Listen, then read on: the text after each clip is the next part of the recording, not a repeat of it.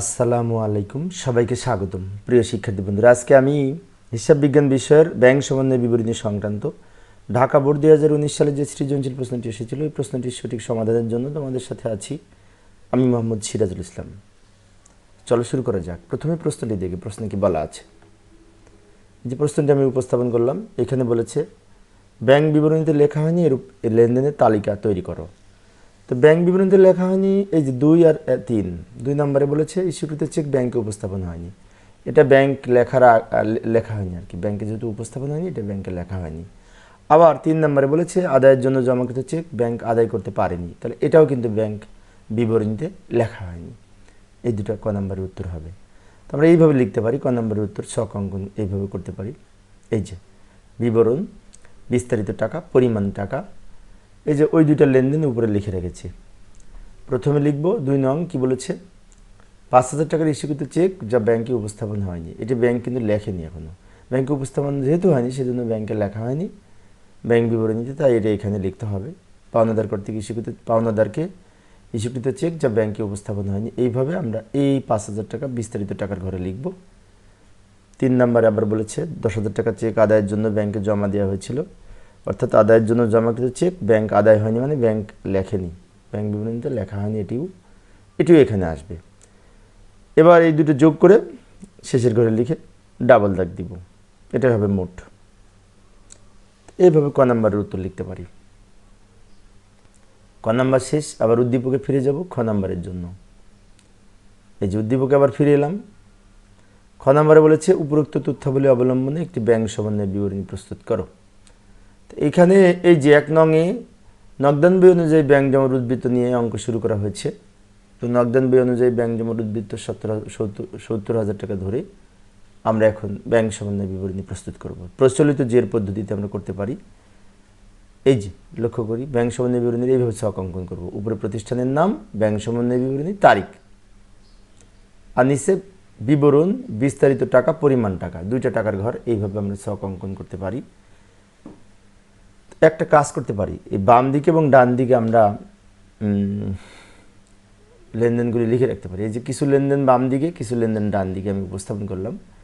তো লেনদেনগুলি উপরে আনার ফলে আমাদের এই ছকের কিছু অংশ ঢাকা পড়ে গেছে, তাই না? সমস্যা নাই, যেখানে লিখবো সেখানে তো ফাঁকা আছে।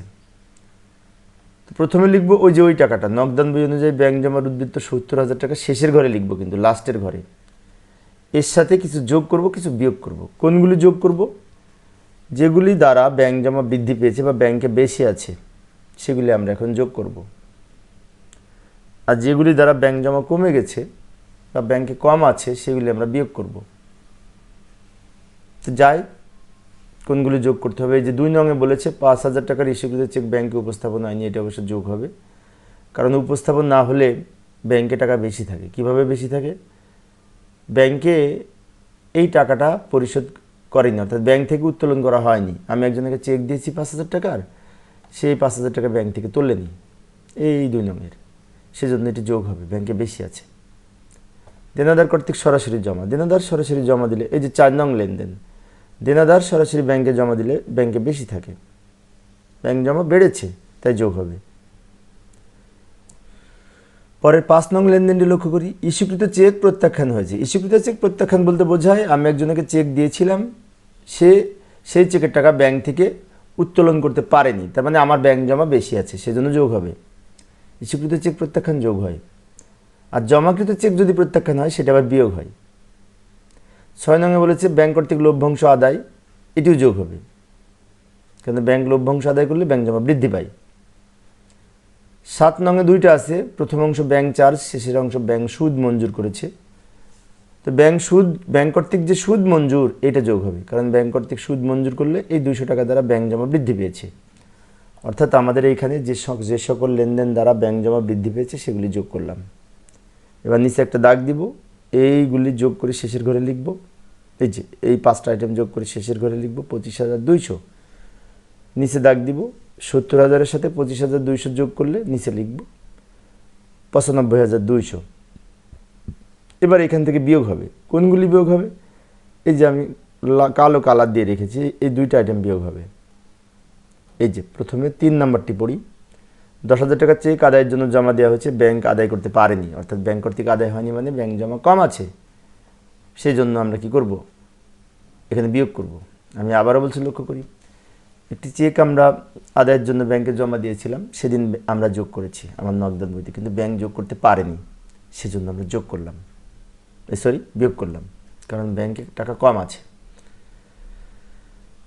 7 তারিখে যে ব্যাংক চার্জ, 7 নংয়ে ব্যাংক চার্জ 100 টাকা, এটাও বিয়োগ হবে। ব্যাংক চার্জ ধার্য করলে ব্যাংক জমা কমে যায়, অর্থাৎ ব্যাংক জমা যদি কম থাকে তাহলে বিয়োগ হয়। এবার এই 10,000 আর 1,000 যোগ করলে 10,100 শেষের ঘরে লিখব। উপরের 95,200 থেকে 10,100 বিয়োগ করে নিচে লিখব 85,100। এটা নিচে ডাবল দাগ দিব, পাশে লিখব ব্যাংক বিবরণী অনুযায়ী ব্যাংক জমার উদ্বৃত্ত। উপরে ছিল নগদান বই অনুযায়ী ব্যাংক জমার উদ্বৃত্ত, নিচে হবে ব্যাংক বিবরণী অনুযায়ী ব্যাংক জমার উদ্বৃত্ত। এইভাবে আমরা ব্যাংক সমন্বয় বিবরণী প্রস্তুত করতে পারি। এবার আমরা আবার উদ্দীপকে ফিরে যাব গণঙের জন্য। তো গণঙে কি বলেছিল উদ্দীপক দেখি। গণঙে বলেছে 4, 5, 6 এবং 7 নং লেনদেনে জাবেদা প্রস্তুত করো।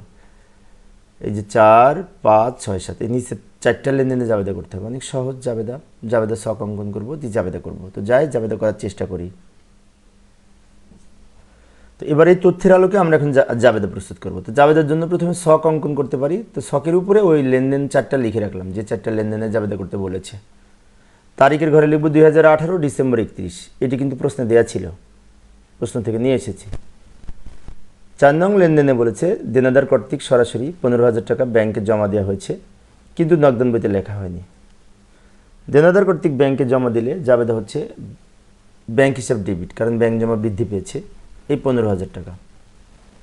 আর প্রাপ্য হিসাব বা দেনাদার হিসাব ক্রেডিট এই 15,000 টাকা, অর্থাৎ দেনাদার কর্তৃক ব্যাংকে জমা দিলে ব্যাংক হিসাব ডেবিট, দেনাদার হিসাব ক্রেডিট হবে। ব্যাখ্যায় লিখব দেনাদার কর্তৃক সরাসরি ব্যাংকে জমা, তারপর একটা দাগ দিব।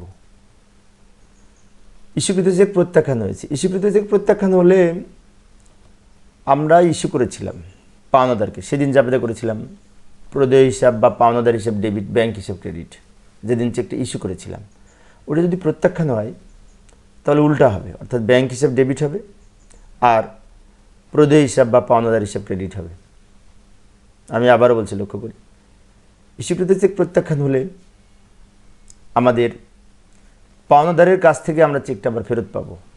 তো পাওনাদারকে যেদিন চেকটা ইস্যু করেছিলাম সেদিন জাবেদা করেছিলাম প্রদেয় হিসাব ডেবিট, ব্যাংক হিসাব ক্রেডিট।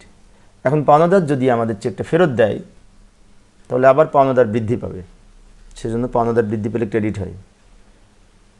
আর চেক যেহেতু ফেরত পেলাম তা ব্যাংক হিসাব ডেবিট হবে। 6 নং ব্যাংক কর্তৃক লভ্যাংশ আদায় করলে ব্যাংক জমা বৃদ্ধি পায়, তা ব্যাংক হিসাব ডেবিট আর প্রাপ্ত লভ্যাংশ হিসাব ক্রেডিট হবে। এটা সহজ, সেজন্য দ্রুত বললাম।